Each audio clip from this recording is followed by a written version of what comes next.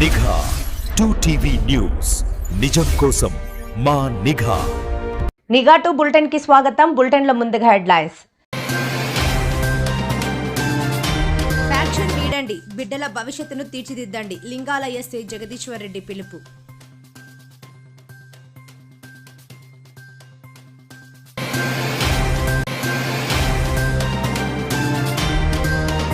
ప్రభుత్వ వైఫల్యాలపై చింతామోహన్ నిప్పులు. శ్రీకాకుళం వేదికగా కేంద్ర మాజీ మంత్రి కీలక వ్యాఖ్యలు.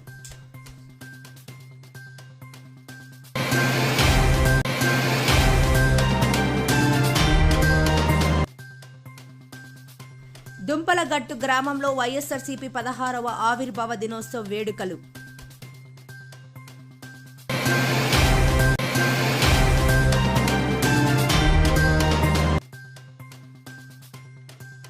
కడప జిల్లాలో రాష్ట్ర గవర్నర్ పర్యటన. ఘన స్వాగతం పలికిన జిల్లా కలెక్టర్ మరియు ఉన్నతాధికారులు.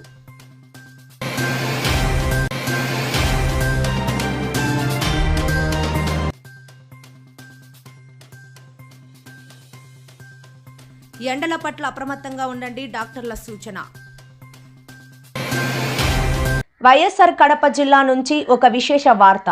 కక్షలు వీడండి, ఆత్మీయంగా జీవిద్దాం, మన బిడ్డల బంగారు భవితకు బాటలు వేద్దామంటూ పోలీసులు పిలుపునిస్తున్నారు. జిల్లా ఎస్పీ షెల్కే నచికేత్ విశ్వనాథ్ ఐపీఎస్ ఆదేశాల మేరకు లింగాల మండలంలో మేలుకొలుపు కార్యక్రమం గ్రామస్తుల్లో ఆలోచనలు రేకెత్తిస్తోంది. లింగాల మండలంలోని గుణకనపల్లి గ్రామంలో గురువారం రాత్రి ఒక వినూత్న కార్యక్రమం చోటు చేసుకుంది. ఫ్యాక్షన్ కక్షల వల్ల కలిగే నష్టాలను వివరిస్తూ ప్రజల్లో చైతన్యం నింపేందుకు మేలుకొలుపు అనే నాటక ప్రదర్శనను నిర్వహించారు. హెడ్ కానిస్టేబుల్ జి నరసారాం నేతృత్వంలో బృందం నాటక రూపంలో ఫ్యాక్షన్ వల్ల కుటుంబాలు ఎలా చితికిపోతాయో కళ్లకు కట్టినట్లు చూపించింది. ఈ కార్యక్రమంలో పాల్గొన్న లింగాల ఎస్ఐ జగదీశ్వర్ రెడ్డి ప్రజలను ఉద్దేశించి కీలక ప్రసంగం చేశారు. కక్షలు మానండి, బిడ్డల చదువుపై దృష్టి పెట్టండి అని హితవు పలికారు. కేవలం కక్షలపైనే కాకుండా నేటి సమాజంలో పొంచి ఉన్న వివిధ ముప్పుల గురించి ఎస్ఐ వివరించారు. ఆన్లైన్ మోసాల పట్ల అప్రమత్తంగా ఉండాలని, అపరిచితులకు వివరాలు తెలపవద్దని సూచించారు. పోక్సో యాక్ట్, బాల వివాహాల నిషేధం, ఈవ్ టీజింగ్ పై కఠిన చర్యల గురించి వివరించారు.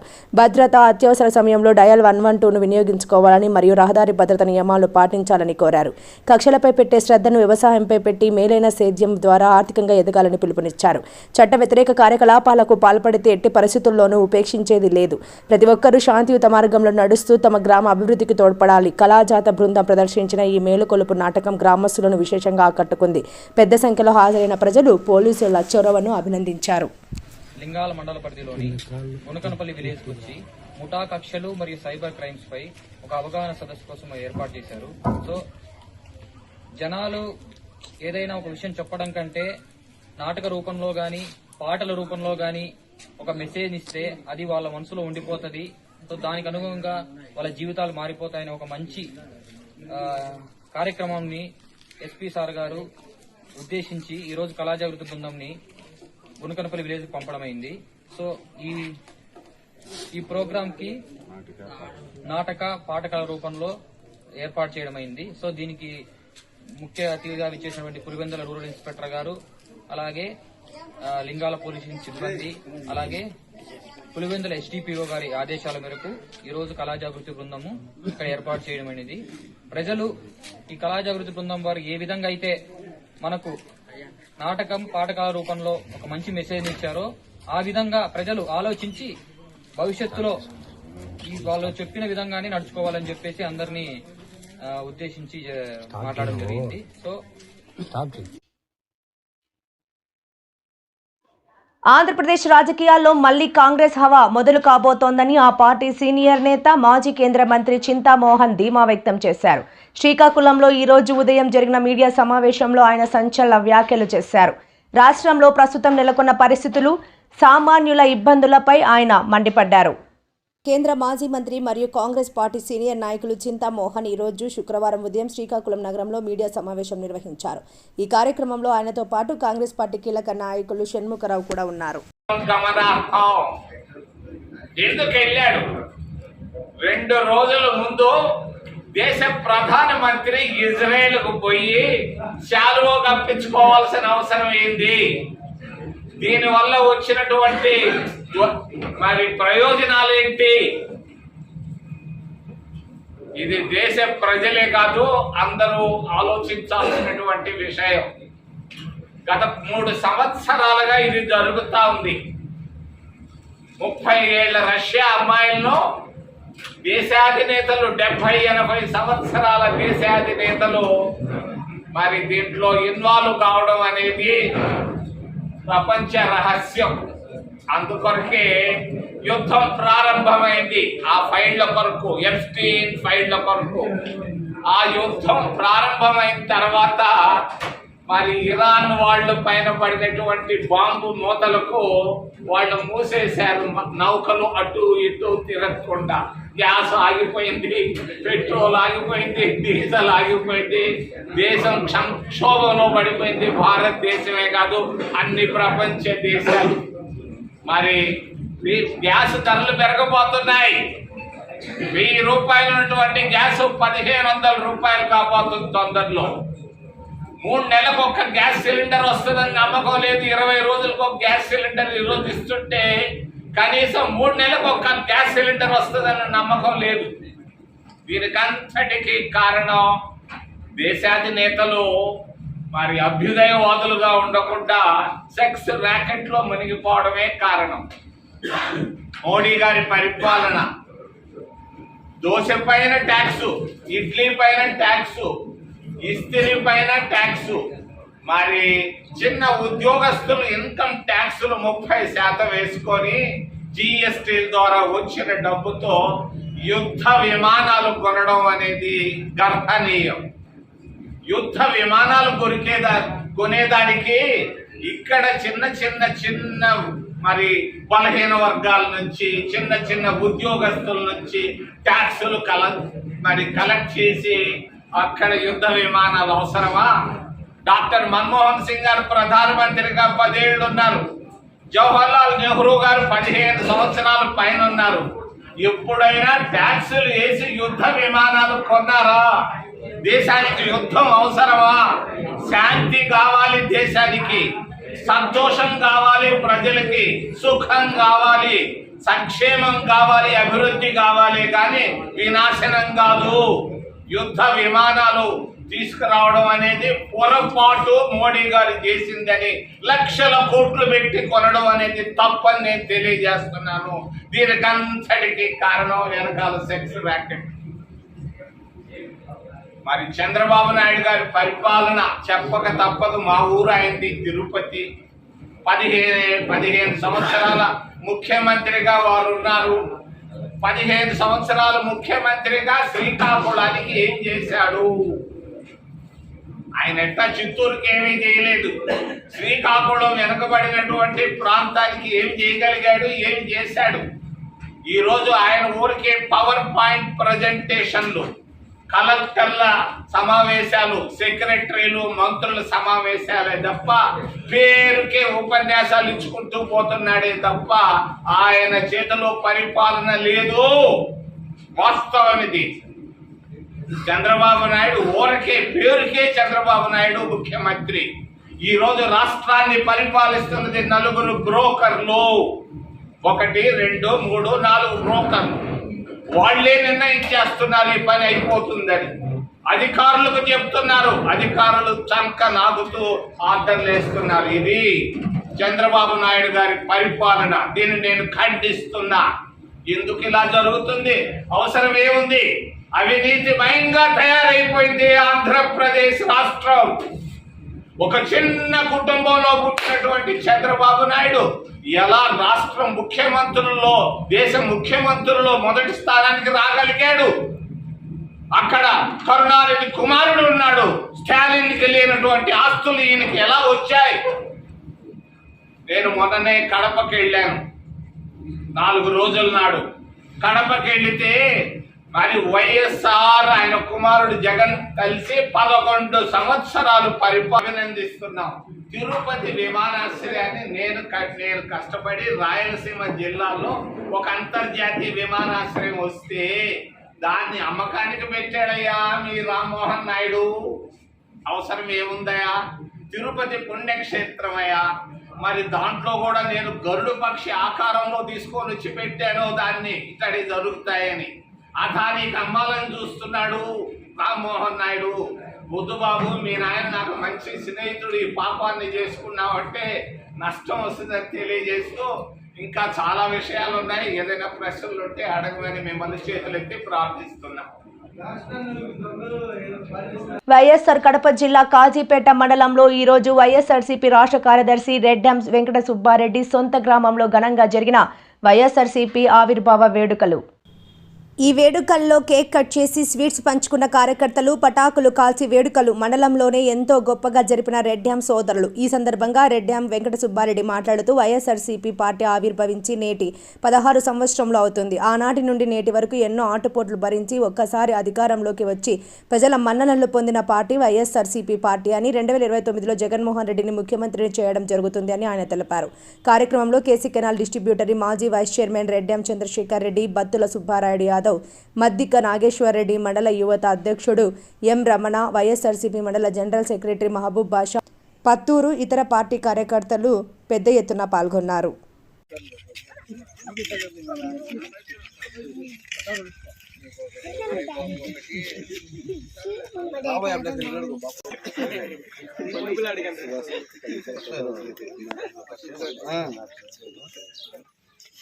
పోతాను, అది కొంచెం పన్నెండు ఉన్నాయి. క్లాప్స్ కొట్టండి. జై జగన్, జై జగన్, జై జగన్, వైఎస్ఆర్, జోహార్ వైఎస్ఆర్. జగన్ ముఖ్యమంత్రి, జగన్ ముఖ్యమంత్రి, జగన్ ముఖ్యమంత్రి, జగన్ ముఖ్యమంత్రి. జై జగన్, జై జగన్, జగన్ నాయకత్వం, జగన్ నాయకత్వం, జై జగన్, జై జగన్.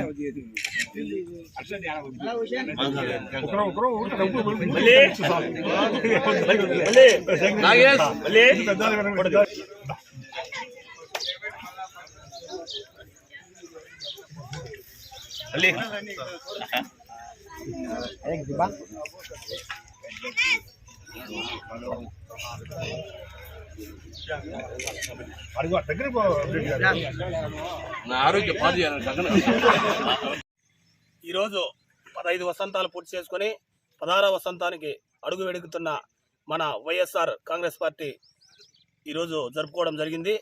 దీన్ని ముఖ్యంగా నియోజకవర్గం నుంచి పార్లమెంటు వరకు, అదేవిధంగా ముఖ్యమంత్రిని జగన్మోహన్ రెడ్డిని చేసుకునే దానికి ప్రతి ఒక్కరూ కృషి చేయాలా. అదేవిధంగా మన నియోజకవర్గంలో ప్రతి గ్రామాన్ని నుండి కదిలి వచ్చి ఒక సైనికులుగా ఈరోజు వేసిన కమిటీలు కానీ, అదేవిధంగా ఇంకా కార్యకర్తలు కానీ అందరూ కూడా కృషి చేసి పార్టీని ముందుకు తీసుకెళ్లాలా. అదేవిధంగా మన మైదుకూరు నియోజకవర్గంలో రఘురామిరెడ్డిని ముఖ్యమంత్రి ఎమ్మెల్యేని చేయడానికి ప్రతి ఒక్కరూ కృషి చేయాలా. ఆ రోజే మనకు సార్థకత ఉంటుంది. ఇప్పుడే మనం రఘురామిరెడ్డి ఓడిపోయిన దానివల్ల ఈరోజు ఎంతమందో ఎన్నెన్నో మాట్లాడుతున్నారు. కాకపోతే రఘురామిరెడ్డి ఓడిపోలేదు. ఈ రోజు కూడా ఆ రోజు ఈవీఎంల దాంట్లో మన మైదుకూరు కూడా ఉంది. దాంట్లో ఇన్ని ఓట్లు తేడా వచ్చినాయని మన మైదుకూరు నియోజకవర్గం కూడా ఉంది. కాబట్టి ఈ రోజు ఓడిపోలేదు, ఈవీఎంలతోనే ఓడిపోయినాడనే విషయాన్ని అందరూ గమనించాలా. రేపు జరగబోయే ఎమ్మెల్యే ఎలక్షన్లో రఘురామిరెడ్డి ఖచ్చితంగా ఎమ్మెల్యే కావడం తథ్యం. అదేవిధంగా ముఖ్యమంత్రి జగన్మోహన్ రెడ్డి కావడం కూడా ఒక ఇదే. అదేవిధంగా ఎంపీ అవినాష్ రెడ్డి కూడా పార్లమెంటుకు మరలా 4వ కావడం తథ్యమని గుర్తు చేస్తూ మనం సైనికులుగా మనం అందరము కృషి చేయాలని నేను కోరుకుంటున్నా.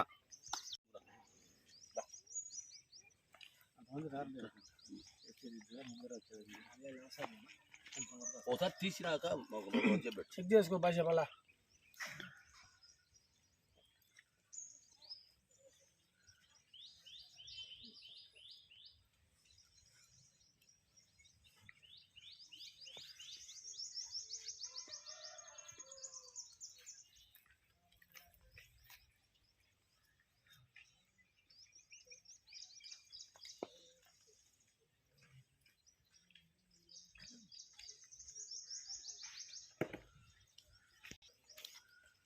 దూరం పెట్టి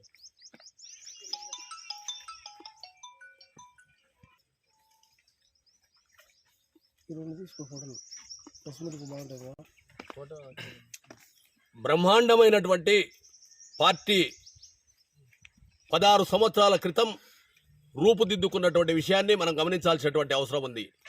మాట తప్పని, మడమ తిప్పని, ఎవరికి భయమెరుగని మహానేత వైఎస్ జగన్మోహన్ రెడ్డి గారు నేతృత్వంలో వైఎస్ఆర్ పార్టీ ఏర్పాటు చేయడం జరిగింది. వైఎస్ జగన్మోహన్ రెడ్డి గారు చెప్పిన మాట కట్టుబడి ఆయన చెప్పినటువంటి వాగ్దానాలను 198% అమలు పరిచినటువంటి గొప్ప నాయకుడు. ఈరోజు ఆయన అధికారం కోల్పోయినా సరే మనం చేయలేనటువంటి వాగ్దానాలను చేయకూడదన్నటువంటి ఉద్దేశంతో చేసినటువంటి దాంతోనే ఈరోజు అధికారం కోల్పోవడం జరిగింది తప్ప ఆయన కూడా చంద్రబాబు నాయుడు గారి మాదిరిగా చేయలేనటువంటి వాగ్దానాలు ఇచ్చి ఉంటే ఈరోజు ముఖ్యమంత్రి అయ్యేవాడు అన్నటువంటి విషయాన్ని కూడా గమనించాల్సినటువంటి అవసరం ఉంది. నీతికి, నిజాయితీకి, నిబద్ధతకు మారుపేరు. ఆయన నమ్మిన వాళ్ళ కోసం ప్రాణ త్యాగానికైనా సిద్ధపడినటువంటి గొప్ప నాయకుడు భారతదేశ చరిత్రలో జగన్మోహన్ రెడ్డి గారు అన్నటువంటి విషయాన్ని మనం గమనించాల్సినటువంటి అవసరం ఉంది. ఆయన పైన చెప్పనేటువంటి మాటలు లేవు. ఆయన్ను ఈరోజు దుర్మార్గుడిగా చిత్రీకరించేదానికి కూటమి ప్రభుత్వం ఎన్నో రకాలుగా చేస్తూ ఉంది. తిరుపతి లడ్డు విషయంలో కానీ, అదేవిధంగా ఆయన హిందువు కాదు, ఆయన క్రిస్టియన్లకు సపోర్ట్ చేస్తారన్నటువంటి విషయంలో కానీ, ప్రతి విషయంలో కూడా జగన్మోహన్ రెడ్డి గారిని టార్గెట్ చేసి ఈరోజు చేస్తున్నటువంటి విషయాన్ని గమనించాల్సినటువంటి అవసరం ఉంది. వాళ్ళ చిన్న ఆయనకు పూజ్యనీయుడు, జగన్మోహన్ రెడ్డి గారి కుటుంబంలో ఒక పెద్ద, రాజశేఖర తర్వాత ఆ కుటుంబానికి బ్రహ్మాండమైనటువంటి నాయకుడు. అలాంటి నాయకుడు చనిపోతే దాన్ని జగన్మోహన్ రెడ్డి గారికి, అదేవిధంగా అవినాష్ రెడ్డి గారికి, భారతమ్మ గారికి కూడా చుట్టాలని ప్రయత్నిస్తూ ఉన్నారు. వాళ్ళందరూ కూడా ఈరోజు ఇప్పటికే ఆ ఛార్జ్షీట్లో మీ పేరు చేర్చడానికి లేదని చెప్పి జగన్మోహన్ రెడ్డి గారు, భారతమ్మ గారి పేరు ఛార్జ్షీట్లో చేర్చకుండా కోర్టు కూడా అడ్డుకున్నటువంటి విషయాన్ని గమనించాల్సినటువంటి అవసరం ఉంది. అదేవిధంగా ఈరోజు వైఎస్ అవినాష్ రెడ్డి గారు కూడా తప్పకుండా 100% ఆయన కడిగిన ముత్యంలా బయటికి వస్తారన్నటువంటి విషయాన్ని గమనించాల్సినటువంటి అవసరం ఉంది. ఈరోజు సూర్యుడు తూర్పున ఉదయించడం ఎంత వాస్తవమో జగన్మోహన్ రెడ్డి గారు మళ్ళీ ముఖ్యమంత్రి కావడం అనేది అంతే వాస్తవం అన్నటువంటి విషయాన్ని మనం గమనించాల్సినటువంటి అవసరం ఉంది. ఎందుకంటే ఇప్పటికే ఆయన చెప్పిన మాట కట్టుబడి ఉన్నారన్నటువంటి మాటలు ఈరోజు ఉన్నాయి కాబట్టి ఆయన ఎక్కడికి పోయినా వేలాదిగా, లక్షలాదిగా జనం తరలి వస్తూ ఉన్నారు. కాబట్టి ఆయన గెలుపుకు డోకా లేదు, మళ్ళీ చరిత్ర తిరగరాస్తారన్నటువంటి విషయాన్ని కూడా మనం గమనించాల్సినటువంటి అవసరం ఉంది. జిల్లాలో కూడా పగటి కళలు కంటా ఉన్నారు. తెలుగుదేశం పార్టీ నాయకులు సిగ్గు శరం లేకుండా మాట్లాడుతూ ఉన్నారు. ఏది ఏమైనా సరే కడప జిల్లా వైఎస్ జగన్మోహన్ రెడ్డి గారి కుటుంబానికి కంచుకోట అన్నటువంటి విషయాన్ని కూడా మనం గమనించాల్సినటువంటి అవసరం ఉంది. మళ్ళీ అధికారంలోకి రావడం అనేది 100% జరుగుతుంది. కాబట్టి మళ్ళీ ఆయన రేపు పాదయాత్ర చేస్తే జనం ప్రపంచంలో ఉరికి వస్తారు. ఆయన చెప్పిన మాటలు తప్పకుండా ఆలకించి వచ్చే ఎన్నికల్లో ఆయన్ను విజయ పదంలో చేస్తారన్నటువంటి విషయాన్ని మనం గమనించాల్సినటువంటి అవసరం ఉంది.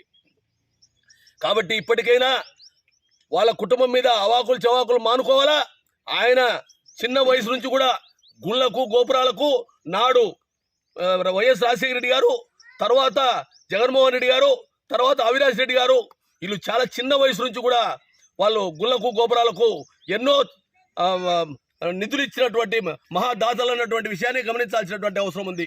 కాబట్టి వాళ్ళని హిందూ వ్యతిరేకులుగా చిత్రీకరించాలని మీరు భావిస్తే మీరే సర్వనాశనం అయిపోతారన్నటువంటి విషయాన్ని కూడా గమనించి వచ్చే ఎన్నికల్లో మనమందరం ఈరోజు పటాకులు కాల్చి స్వీట్లు పంచి ఈ విధంగా 16వ ఆవిర్భావ దినోత్సవం చేయడం కాదు, జగన్మోహన్ రెడ్డి గారిని తిరిగి ముఖ్యమంత్రి చేసేదానికి ప్రతి ఒక్క కార్యకర్త కార్యోన్ముఖులై ప్రాణాలైనా తెగించి జగన్మోహన్ రెడ్డి గారిని తిరిగి ముఖ్యమంత్రి చేయాలని చెప్పి మీ మనందరినీ చేతులెత్తి వేడుకుంటున్నా ఉన్నాను.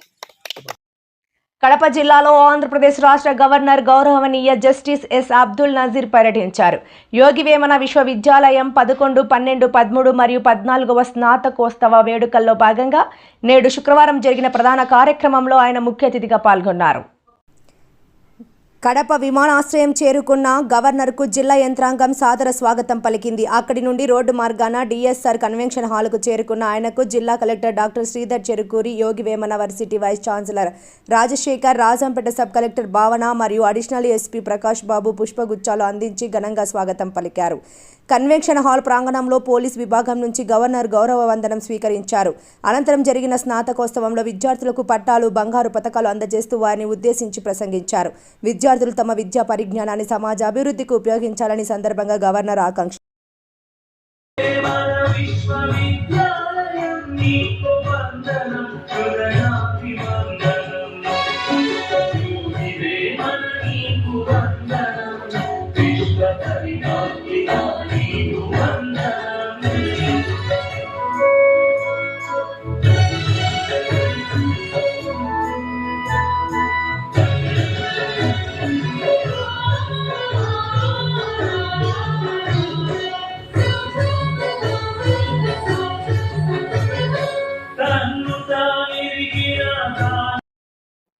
జిల్లాలో పెరుగుతున్న ఎండ తీవ్రత దృష్ట్యా ప్రజలు అప్రమత్తంగా ఉండాలని వైద్య నిపుణులు హెచ్చరిస్తున్నారు. ముఖ్యంగా దేవానగర్లోని అర్బన్ ప్రాథమిక ఆరోగ్య కేంద్రం వైద్యులు వేసవిలో తీసుకోవాల్సిన జాగ్రత్తలపై ప్రత్యేక సూచనలు జారీ చేశారు.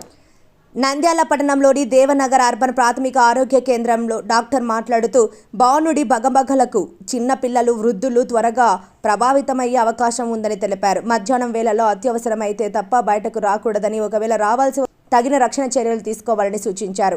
శరీరంలో నీటి శాతం తగ్గకుండా ఉండటానికి మజ్జిగ, కొబ్బరి బోండాలు, నిమ్మరసం వంటివి ఎక్కువగా తీసుకోవాలి. నీటి శాతం ఎక్కువగా ఉండే పుచ్చకాయ లాంటి పండ్లను ఆహారంలో భాగంగా చేసుకోవాలి. వడదెబ్బ తగిలినట్లు అనిపిస్తే ఏమాత్రం ఆలస్యం చేయకుండా వెంటనే దగ్గరలోని ప్రభుత్వ ఆసుపత్రిని లేదా వైద్యాధికారులను సంప్రదించాలి. వేసవి ముగిసే వరకు ప్రజలందరూ ఆరోగ్య సూత్రాలను పాటిస్తూ అప్రమత్తంగా ఉండాలని డాక్టర్లు కోరుతున్నారు. సలహాదారు వృద్ధులకు ఏమంటే, చిన్నపిల్లలు, పెద్దవాళ్ళు తీసుకోవాల్సిన జాగ్రత్తలు ఏమంటే, ఈ ఎండాకాలంలో మనకి ఎంతో అవసరం ఉంటే తప్ప బయటకు వచ్చి అందులో ఉదయం 6 నుంచి 10 లోపల పనులు ముగించుకొని త్వరగా ఇంటికి పోవడం వల్ల చాలామంది, ఎందుకంటే ఎండసూర తగిన తర్వాత ఇబ్బంది పడడము, జాగ్రత్తలు తీసుకోవడం. కానీ చిన్నపిల్లలు ముఖ్యంగా, పెద్దవాళ్ళు కూడా తన సమయాన్ని కేటాయించి, ఇంట్లో సమయాన్ని కేటాయించకుండా బయటకు వచ్చి త్వరగా ముగించుకొని ఇంటికి బయటకు చాలా మంది. లేదంటే బయటకు టెన్షన్ రావడం వల్ల ఎండాకాలం బీపీ డౌన్ కావడము, నీసు రాకపోవడము, ఎండాకాలం హాస్పిటల్ కావడము, వేడి కావడము, ఎన్నో ఇబ్బందులు పడడం వస్తుంది. వాటి ముఖ్యంగా వాళ్ళు తీసుకోవాల్సింది ఏమంటే ఈ ఎండాకాలం కొబ్బరి నీళ్ళు, చల్లటి మజ్జిగ, చెక్కు రసం, ఈ ముఖ్యంగా వాటి ఇంకా ముఖ్యంగా మన పూర్వీకులు ఒకవైపు ఉంటారు బెల్లం పాకెట్ ఇవ్వ తాగడంలో ముఖ్యమే. కాబట్టి ఇవన్నీ జాగ్రత్త తీసుకుంటే ఈ ఎండాకాలంలో మంచిగా ఆరోగ్యంగా ఉంటారు. ముఖ్యంగా డాక్టర్ సలహాలు అంటే ఎండబెట్ట తగిన వెంటనే ప్రథమ చికిత్సకు అందుబాటులో ఉంటాం కాబట్టి డాక్టర్ని సంప్రదించాలి. ఎందుకంటే వాళ్ళు ఏమైనా తక్షణమే బీపీ డౌన్ కావచ్చు, టెన్షన్ రావచ్చు, ఎండసలు ఉండొచ్చు, దానివల్ల నీరసమై పడిపోవచ్చు. కాబట్టి డాక్టర్ సలహాలు కూడా కంపల్సరీగా ఎండాకాలంలో నా సలహా సూచనలు. నమస్కారం అండి. పట్టణ ప్రాథమిక ఆరోగ్య కేంద్రం దేవనగర్ వైద్యాధికారిని మాట్లాడుతున్నాను. ముఖ్యంగా ఎండ తీవ్రత పెరిగిపోతున్నందుకు ప్రజలు చాలా అప్రమత్తంగా ఉండాలి. పనులన్నీ త్వరగా పూర్తి చేసుకొని ఇళ్ళకి త్వరగా చేరుకునేలా చూసుకోవాలి. 12 దాకా పనులు పూర్తి చేసుకొని ఇంట్లో ఉండేలాగా చూసుకోవాలి. ప్రజలు వాళ్ళు బయటికి వెళ్ళేటప్పుడు టోపీలు కానీ అలాగే సన్ గ్లాసెస్ కానీ ఏమన్నా ఎండ తీవ్రత తగ్గించేవి ధరించాలి. ఇంకా నీటి పదార్థాలు, నీళ్లు, మజ్జిగ ఎక్కువ తీసుకోవాలి. ఓఆర్ఎస్ ప్యాకెట్, కొంతమంది ఏమవుతుందంటే మరీ ఎక్కువ డిహైడ్రేట్ అయిపోతారు. అలాంటి వాళ్ళు నీళ్ళలో ఓఆర్ఎస్ కలుపుకొని తాగవచ్చు. ఓఆర్ఎస్ ప్యాకెట్లు మేము ఆశాలతోటి ఇంటింటికి పంపిణీ చేపిస్తున్నాము. అలాగే మా పట్టణ ఆరోగ్య కేంద్రంలో కూడా ఓఆర్ఎస్ కార్నర్ అని ఒకటి పెట్టి అక్కడ ఓఆర్ఎస్ ఉంటుంది. ఎవరైనా పేషెంట్స్ ఎండకి వచ్చి అక్కడ ఓఆర్ఎస్ నీళ్ళలో కలుపుకొని తాగవచ్చు. ఇంకొకటి ఏంటంటే అందరూ ఖచ్చితంగా ఎండకి ఎవరైనా ఎక్స్పోజ్ అయ్యి వాళ్ళు కానీ డిహైడ్రేట్ అయ్యారు అనగానే వెంటనే వాళ్ళని ఒక నీర ప్రదేశానికి తీసుకెళ్ళి చల్లని గుడ్డతోటి వాళ్ళని తుడిచి దగ్గర ఉన్న ప్రాథమిక ఆరోగ్య కేంద్రానికి వాళ్ళకి తీసుకెళ్ళి చికిత్స చేయించాలి. మీ పక్కన ఉన్న జనాలని అలాగే మీరు ఆరోగ్యకరంగా ఉండేలాగా చూసుకోండి. ధన్యవాదాలు. వార్తలు ముగించే ముందు ముఖ్యాంశాలు మరోసారి. ఫ్యాక్షన్ వీడండి, బిడ్డల భవిష్యత్తును తీర్చిదిద్దండి. లింగాల ఎస్ఐ జగదీశ్వర్ రెడ్డి పిలుపు.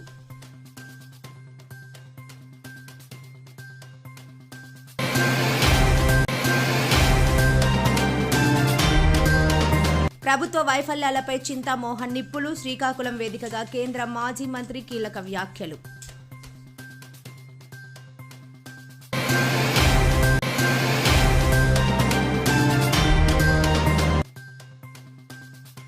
దుంపలగట్టు గ్రామంలో వైఎస్ఆర్సీపీ 16వ ఆవిర్భావ దినోత్సవ వేడుకలు.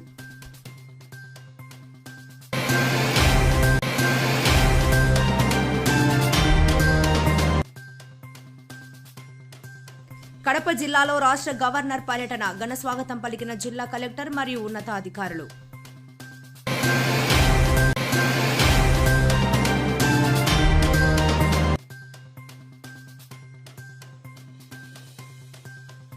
ఎండల పట్ల అప్రమత్తంగా ఉండండి, డాక్టర్ల సూచన.